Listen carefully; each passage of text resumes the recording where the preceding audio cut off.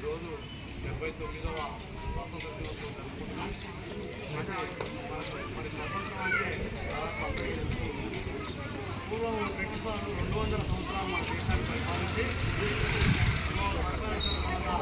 ఎంతో మంది ఆడపిల్లలంతా పోరాటం చేసి చివరికి 1947 ఆగస్టు 15 అప్పటి నుండి ప్రతి సంవత్సరం ఘనంగా మనం పండుగ చేస్తాయి.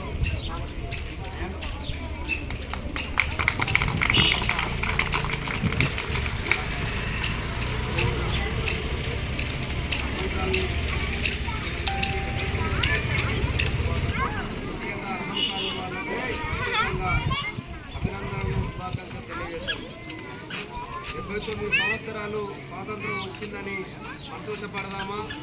ఈ 79 సంవత్సరాల కాలంలో మనకు జరిగినటువంటి మేలేంది, ప్రయోజనం ఏందనేది ఒకసారి ఆలోచన చేసుకుంటే ఈరోజు పొద్దున్న లేచి టీవీ చూసినా, పేపర్ చూసినా, ఇలా ఫోన్ ఓపెన్ చేసి ఇన్స్టాగ్రామ్ చూసినా, ఫేస్బుక్ చూసినా, ఇలా కులాల పేరుతోటి, మతాల పేరుతోటి ఇలా మన మీద మనుషుల మీద దాడులు జరుగుతున్నాయి తప్ప ఎక్కడ కూడా చేసుకున్న వాళ్ళకు చేసుకున్నంత పని, ఇలా కష్టం చేసి పనిచేసిన వాళ్ళకు కనీస వేతనం కూడా ఎక్కడ కూడా దొరుకుతున్నటువంటి పరిస్థితి లేదు. ఇవాళ నువ్వు హిందువు, నువ్వు ముస్లింవు, లేకపోతే నువ్వు క్రిస్టియన్వు, లేకపోతే నువ్వు ఇంకో మతం ఇలా మతాల పేరుతోటి మనుషుల మధ్య ఈ రకంగా ఇలా దాడులు జరిపి ఇలా వైషమ్యాలు పెంచే విధంగా ఇలా సంస్కృతిని, సాంప్రదాయాన్ని తయారు చేస్తుంది తప్ప భారతీయులమంతా ఒక్కటి. ఇలా హిందూ ముస్లిం వేరు కాదు. హిందూ ముస్లిం బాయి అనే పద్ధతిలో ఇప్పటి వరకు ఇలా భారతదేశంలో ఏ ఒక్కరు కూడా ఇలా ఉపన్యాసం ఇచ్చినటువంటి పరిస్థితి లేదు. ఇలా అనేక మంది టీవీల ముందు మాట్లాడుతున్నారు, కానీ ఒక్కరు కూడా ఇలా భారతదేశం సర్వ మతాలకు నిలయం, భారతదేశం అన్ని కులాలకు నిలయం, భారతదేశం అంటే సెక్యులర్ దేశం, ఒక లౌకిక విధానాన్ని ముందుకు తీసుకుపోయే దేశం అని చెప్పేసి ఇలా అనేక మంది ఇలా మేధావులు చెప్పినటువంటి పరిస్థితి ఉన్నది.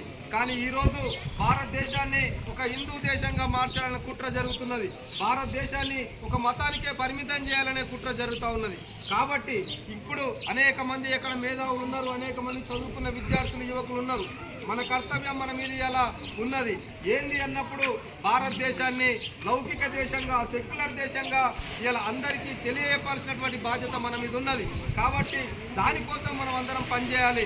రేపు కాబోయే భావి భారత పౌరులు వీళ్ళంతా, వీళ్లకు భారతదేశం సర్వ మతాలకు నిలయంగా చెప్పాలి. ఇలా హిందూ ముస్లిం వేరు కాదు, హిందూ ముస్లిం బాయి అనే పద్ధతిలో వీళ్ళకి సంకేతం ఇవ్వాలని చెప్పేసి 79వ స్వాతంత్ర దినోత్సవం సందర్భంగా